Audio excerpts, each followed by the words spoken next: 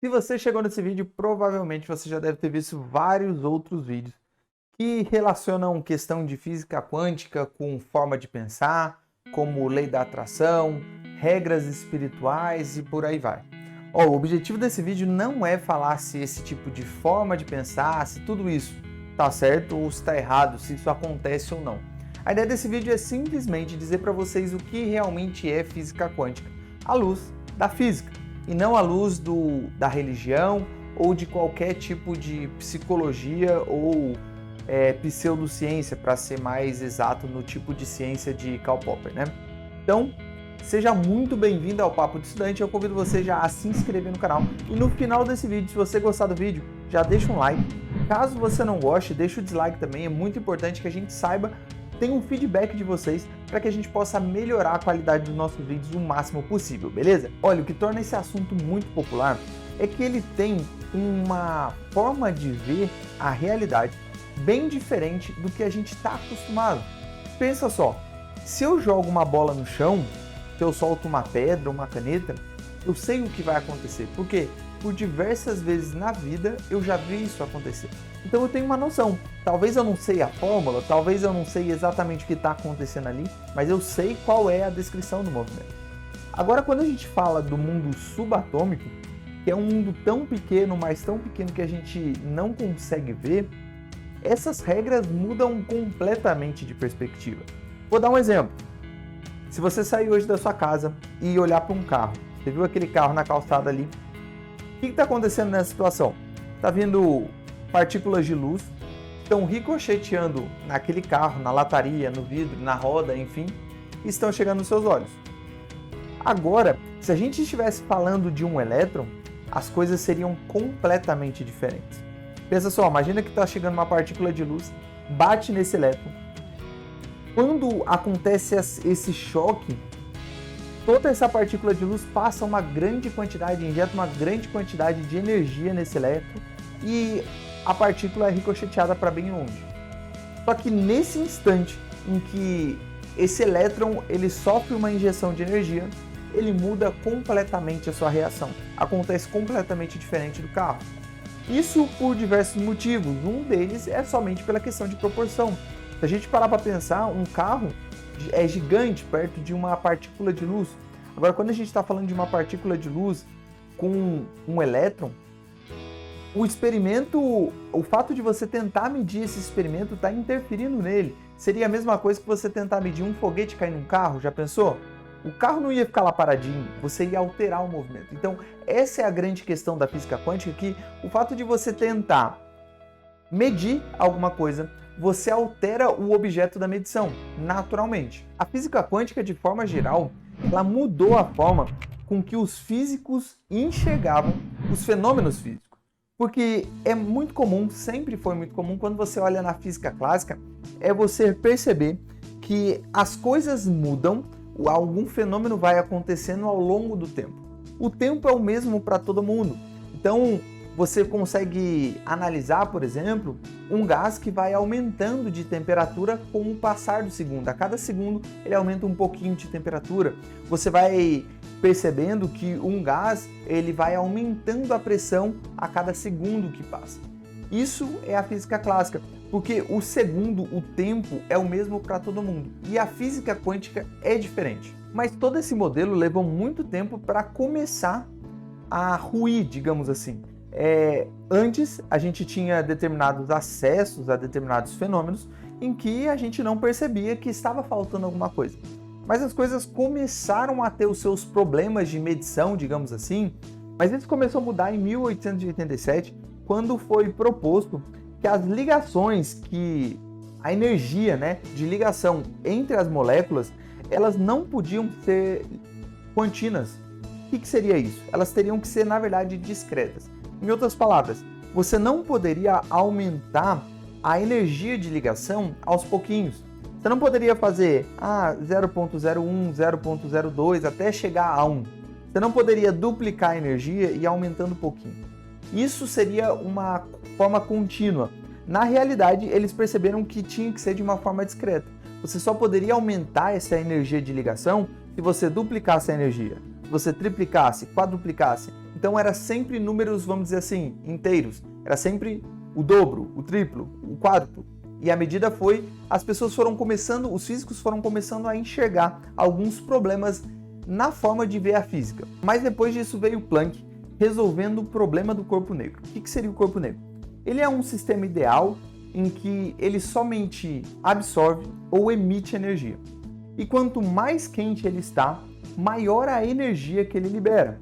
Só que tinha um problema, ninguém conseguia determinar qual tipo de radiação ele emitia para cada temperatura. Eles não conseguiam determinar especificamente isso. E foi aí que o Planck surgiu resolvendo esse problema, dando um grande start na física quântica. O Planck ele resolveu esse problema do corpo negro demonstrando que o corpo negro ele recebia e ele emitia energia de forma discreta, ou como ele chamava, de forma quantizada, ou em quantis. Daí vem o nome de física quântica.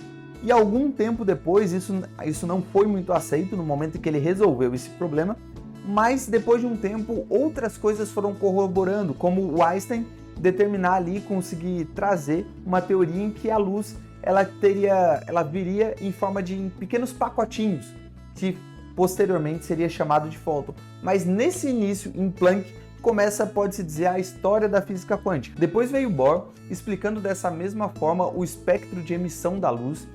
Os físicos tentavam explicar que o spin, esse campo elétrico formado em volta, ele era formado por conta do giro de um elétron.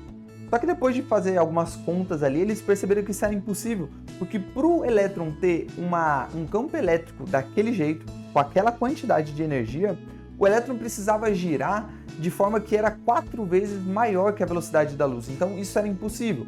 Então eles falaram, bom, tem alguma coisa errada aqui. E foi nesse ponto que o spin ele dá a reviravolta em toda a física quântica. Porque até então os físicos eles tentavam explicar a física quântica trazendo conceitos da física mecânica.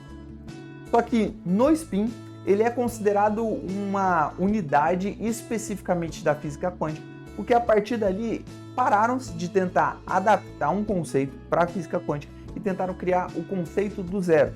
O que é isso? Eles pegaram, conhecia-se um sistema inicial, uma situação inicial, e a partir daquele início, eles colocavam ali alguma equação fundamental para descrever o movimento ou o fenômeno a partir daquele momento. E foi nesse ponto, de fato, que daí a física quântica começa a se desenvolver de forma como jamais antes tinha acontecido. Porém, vão ter alguns problemas por conta disso. Quando essas equações fundamentais foram aplicadas, elas começaram a trazer algumas previsões que não era muito do feitio dos físicos. Eles não estavam muito acostumados, principalmente por conta da questão da natureza probabilística que a física quântica ela demonstra. Em outras palavras, eles não conseguiam prever exatamente o que estava acontecendo, eles tinham alguma probabilidade disso acontecer e isso deixava muito desconfortável muitos dos físicos famosos da época. Além da natureza probabilística, também teve o problema da incerteza. Esse problema da incerteza, de forma geral, a gente pode explicar de forma que é impossível você determinar a posição e a velocidade com precisão de uma partícula. Ou você determina a velocidade e não sabe onde ele está, ou você determina a posição e não sabe qual a velocidade que ele se encontra. Então, essa questão de incerteza fez até com que Einstein falasse assim, Deus não joga dados, ele não concordava muito com essa forma de enxergar a física quântica. E aí até que Bohr respondeu para ele algo assim de, não diga o que Deus quer fazer. Então você vê que isso deixava todos os físicos ali desconfortáveis, desde ali da parte de probabilística até a parte de incerteza. Mas graças ao avanço dessa parte da física, digamos assim, a gente tem hoje diversas aplicações, como um celular. Um simples celular como esse aqui que eu estou segurando, ele só é possível graças a diversas aplicações da física quântica, o que de forma um tanto estranha, mesmo a gente não entendendo completamente como isso funciona, mesmo a gente não tendo noção total de toda a sua extensão, a gente consegue já algumas aplicações. Isso é muito bacana, mesmo a gente não tendo uma total noção. Até hoje muitas pessoas estudam isso, existem alguns campos da física quântica que estão avançando muito, mas a gente não consegue entender o todo, ainda existem muitas lacunas abertas que tem muito físico bom estudando por aí, mas isso já nos deu várias aplicações práticas. A gente pode ver, por exemplo, o celular, o microchip, diversas coisas pequenas ali de processamento. Se você está vendo isso através de um notebook, você também... Esse notebook é fruto de uma aplicação da física quântica, então isso é, de forma geral, mesmo a gente não entendendo, a gente consegue aplicar, mas não se preocupa muito em entender literalmente todo o contexto. Uma frase do Richard Feynman, que ele pega e fala que se você acha que entendeu completamente a física quântica, então, na verdade, você não entendeu nada da física quântica. Então, não se preocupa se você não entendeu tudo. Isso é completamente normal. Esse vídeo é só para te mostrar e para te dizer que física quântica, na verdade, não tem nada a ver com grande parte do que pessoas por aí dizem que é a física quântica. Talvez isso seja verdade, talvez isso tenha alguma aplicação, mas não é o objeto de estudo da física quântica. Beleza? Se você gostou do vídeo, então deixa o seu like e compartilha com um amigo. Isso vai ajudar muito a gente a produzir mais conteúdo de qualidade, beleza? Vejo você no próximo vídeo. Valeu!